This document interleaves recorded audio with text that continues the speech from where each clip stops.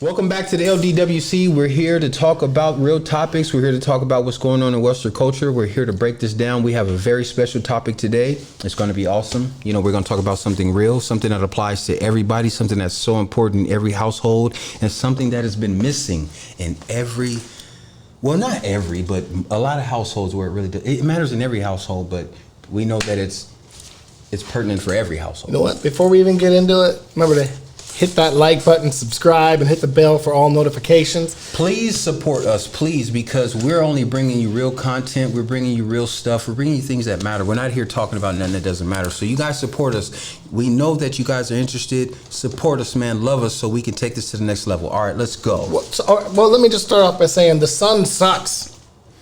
And I'm going to punch it in the face. Well, I think the sun is amazing, but that's not what we're about to talk about. So I know.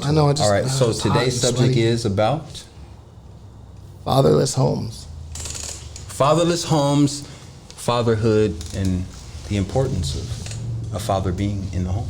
So it's been statistically proven, right? Like a kid, let's get into it. A kid growing up in a fatherless home has a significantly higher chance of going to jail, of committing crime, all sorts of stats. There's a list. There's a ton of things that how it doesn't benefit.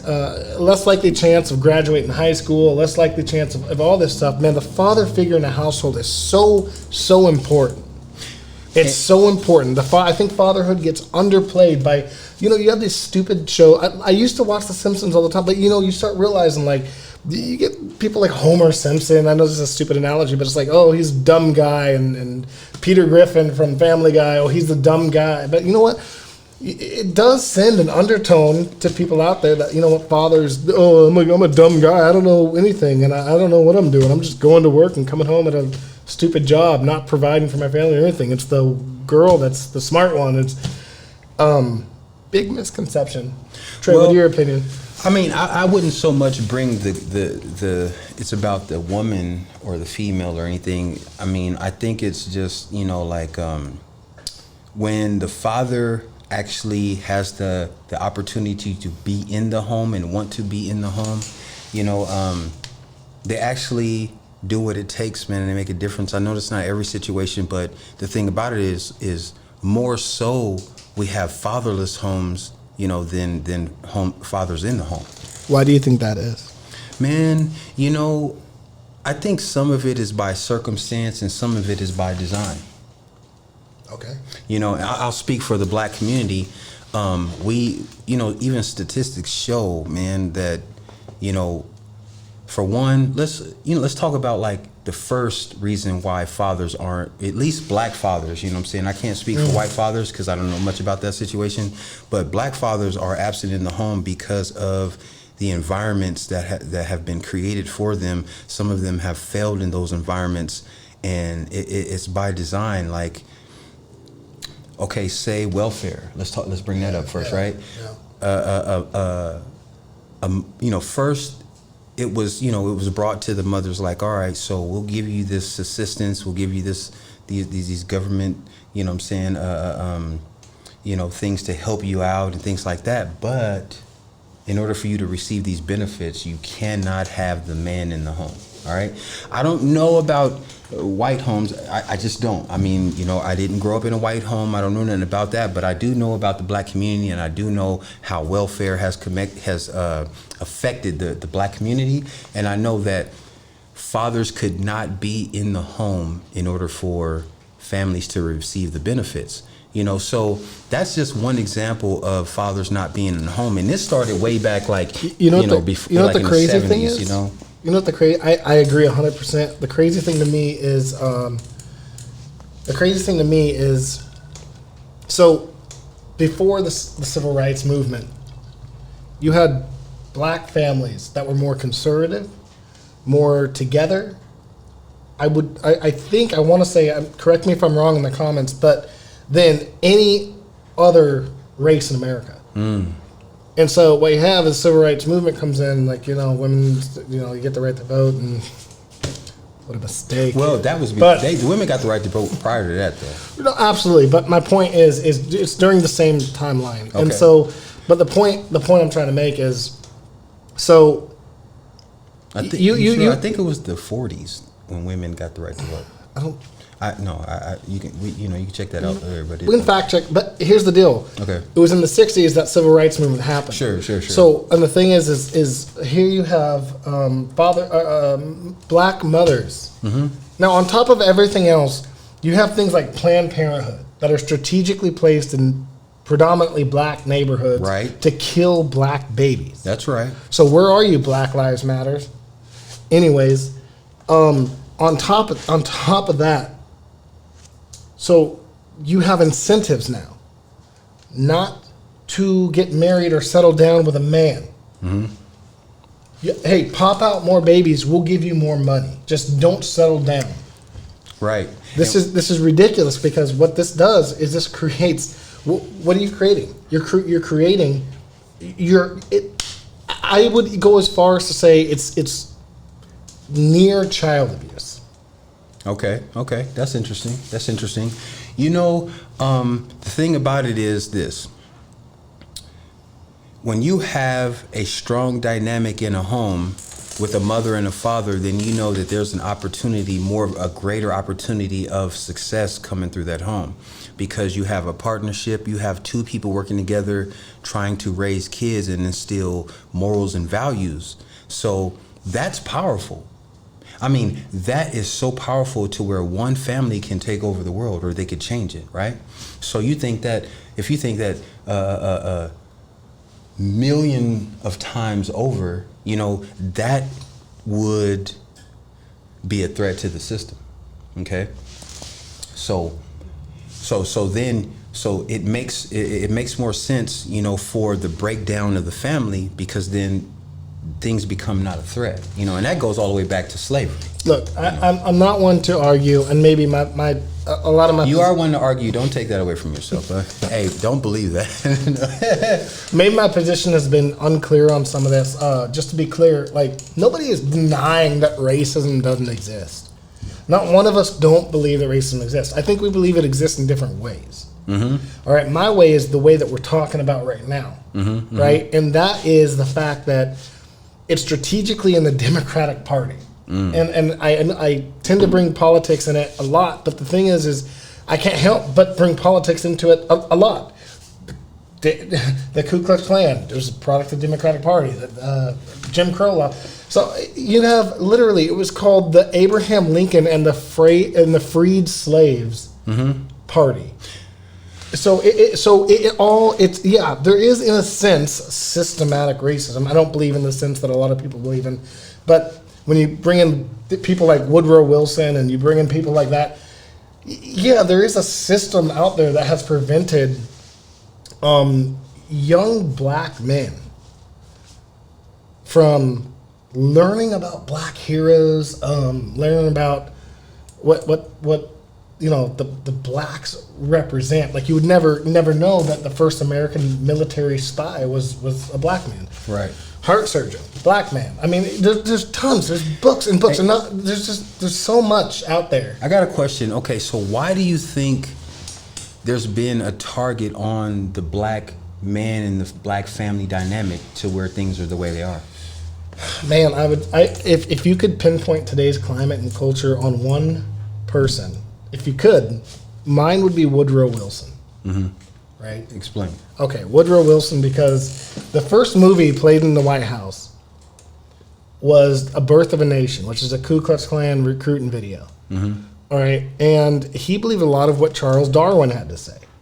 All right, so first I want to let the viewers know there's a difference, because that movie you're talking about, there was a version prior to the one that maybe a lot of young people would know right now, because A Birth of a Nation within the last decade has been made by, it's been a black movie. It's been about the revolutionary, slave movement with Nat Turner. That's what The Birth of a Nation today, that movie, that's what that was about. We're not talking about that. We're talking about the original, which is about the Ku Klux Klan and what he's talking about. What's that one about? We kept going.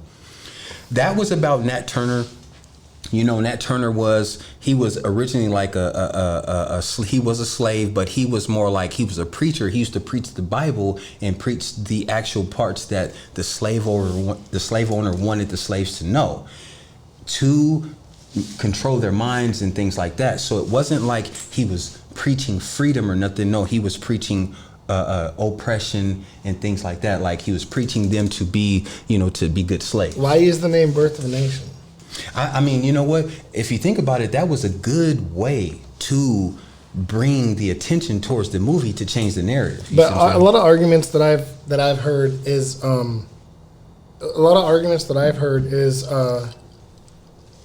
look, you can't take like the swastika like Hitler did, right? Man, and change that symbolism into something that is. That means something, negative or good. You can't change a symbol just to fit your narrative. Am I wrong? No. So, The Birth of a Nation, the original film, was about a bunch of black people pillaging and messing around with a white village and terrorizing some people, and the white KKK had to come to the rescue. Right, so basically, that's it in a nutshell. I'm more likely to not believe that story. You know what I mean? Because that sounds like right. You don't have to believe the story, but it is a video. No, I got you. And that was the first video played in the White House. I get you. I get the point you're trying to make. I apologize. I don't want to get too far off what we're really trying to absolutely. Talk about. My point. First of all, he was E5 in the Marine Corps. He was a hell of a man. Had his mistakes.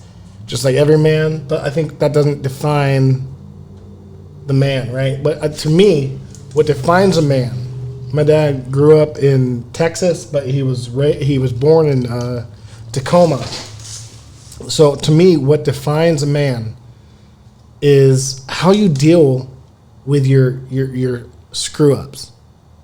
Like, all right, I screwed up, I did this, I did that, I did that, I did that, but it's like, how do you deal with that? And so, there's not one man in this world that I can ever allow myself to respect more than my father. He stuck around. He was in the household. I did grow up with two parents and a sis, and I'm more than happy with the outcome. So you are a true testament to how important it is to have a father in the home. Yes, sir. Yes, sir. Man, I actually, man, I don't envy anyone, you know what I mean? But, man, me, myself, man, I grew up in a home without my father, right? I didn't get to grow up with my father. I didn't really know him personally, and it affected my life tremendously, because... How so? My first experience as a so-called stepfather was extremely abusive, all right? So, my mom, I'm originally from Compton, California, right? At the age of 4 years old, I moved to Junction City, Kansas. My mother felt for some reason she needed to move us to the Midwest, but upon her being in Junction City, Kansas, she met a man, and my stepfather, right? So even with a so-called replacement, like life still wasn't great whatsoever, right? And I know, man, I loved my dad. I remember as a little bitty kid. How do you feel about diving? I want to hear. How do you feel about diving into some of that? I don't know how personal you want to go, but I mean, well, I want to know. Okay. I want you to elaborate. I want the guts, the meat. So here we go, man. Okay, so my mom, man, once we moved to Kansas, because prior to that, what I do remember is my mom, the relationship that I thought that I was seeing, in the home, because at one point, I did have my mom and dad, and I didn't, I'm too young to know if they're happy or not or whatever, I thought they were, but they ended up getting a divorce, and my mom ended up moving away. So I went from being crazy about my father to not even having him in my life, period. I mean, not seeing him every day, not even talking on the phone or anything like that, So, I'm gonna be on, honestly, when my mom got herself into this new situation, honestly, like we were kind of groomed to like accept it and be okay with it. It was strange. It was new. It was So different. you didn't have a choice. No, I didn't. I didn't have a choice in the matter. I mean, I'm just a fucking. I'm sorry. Excuse me. I'm just a little 4-year-old, 5-year-old kid. Getting introduced to a whole nother man that I don't know. But when you're a kid, you're so impressionable. The only things that matter is how nice you're being treated. Even if you're not being treated, too well, kids are very forgiving. A kid, you can hurt a kid over and over and over, and they still have the capacity to forgive you. I think there's some subconscious, element to that it doesn't really that sticks with you and hardwires in your being. Sure. As you grow. Sure. Do you think that's accurate? Yeah, definitely, man. Right. I didn't grow up like I didn't. My dad never tossed me a football. He never handed me a basketball. He never handed me a baseball glove and a bat because he didn't exist. He wasn't there. You know what I'm saying? And the man that so-called became my so-called new father didn't do that either. And you know what he did more than my own father did at the little time that I had with my father is he was abusive. You see what I'm saying? So, fast forward a bit, because of this, I looked to any kind of validation outside of the home, whether it came from a friend, his dad. I want to give a shout out to Maurice Jones and his father, Odell Jones, because Odell Jones was the first example of a real man that I ever met. Because, man, and I give a lot of props to my partner, Maurice Jones. Hey, Maurice, man, thank you, bro. Thank you, man, for sharing your father with me, because he was never a jealous kid, man. He shared everything with me, and his dad validated me every time I came to their house, man. That like meant so much to me. You know what I'm saying? Because I really didn't know, what that was. I'd never been validated by a man prior to that, right? Right. But it's crazy, man, because even after the point of my mom not being with this guy, the first male role model that came into my life that mattered, was my uncle, and he was, original gang member or gangbanger from Compton, California, which I hadn't seen since I was a 4-year-old little boy since we left, right? Right. So here you go. I'm coming from a damaged family, a damaged home without a father, and then a so-called stepfather who was extremely abusive to me and my brother and sister, to all of a sudden now come around the first male role model that mattered to me and meant the most was my uncle, right? And that's what I wanted to be. And it wasn't because who he was or what he was great. It was just because he showed me so much love and acceptance. I was like, okay, I finally found what I've been looking for. You know what I mean? So I could look past all his flaws and all that, just because he was willing to be, to give me some It's love. almost as if people that got flaws, which is all of us, but it's almost as if people who got flaws and have faced adversity and overcame that, it's almost as if those people are more respectable than people that have never faced adversity. People that have never faced flaws, having flaws, which they don't exist. I'll tell you, like my experience growing up with my parents, my mom was white, my dad was black. Mom was Irish, my dad was black. We grew up in a very, me and my sister grew up in a very dysfunctional household. A lot of love. There was a lot of love there. I mean, to get your opinion across, you had to talk like this. You had to yell. You had to scream. I was an idiot of a kid. I punched holes in doors. I did all that stuff. But you hit an age where it's like, what am I doing?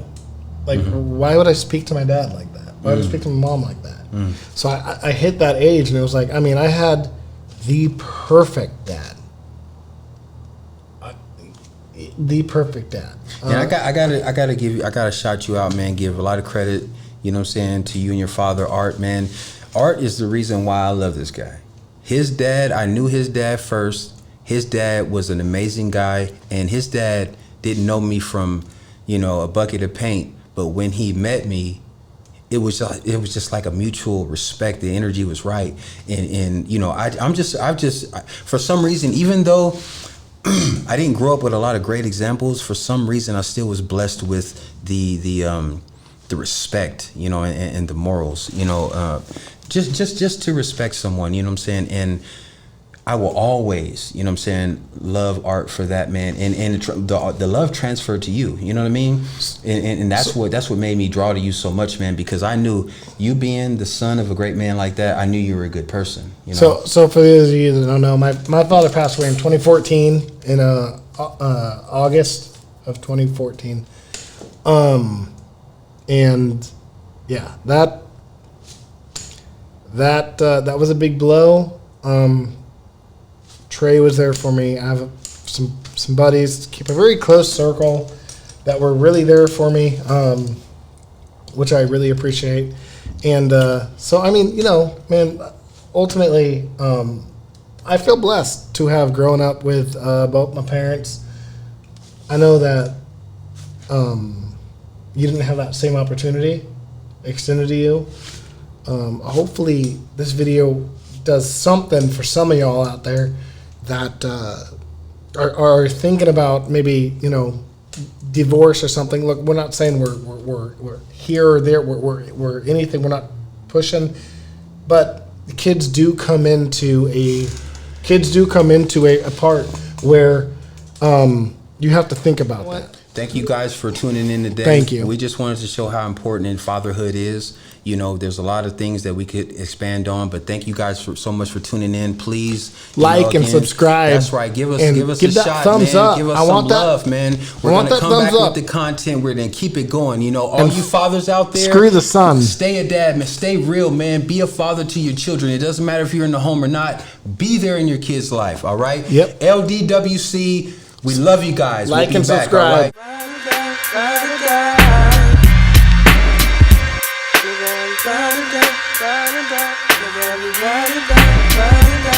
Hold on, my nigga. Yeah. I'm about to change the perspective of a world that's been neglected for years. My niggas gunned down. My people still don't wanna understand the rundown. Niggas pop locked and drop from the town. Another boy gifted. Runaway children. Look at the description. You tell me he fits it. Yeah, I'm heavenly gifted.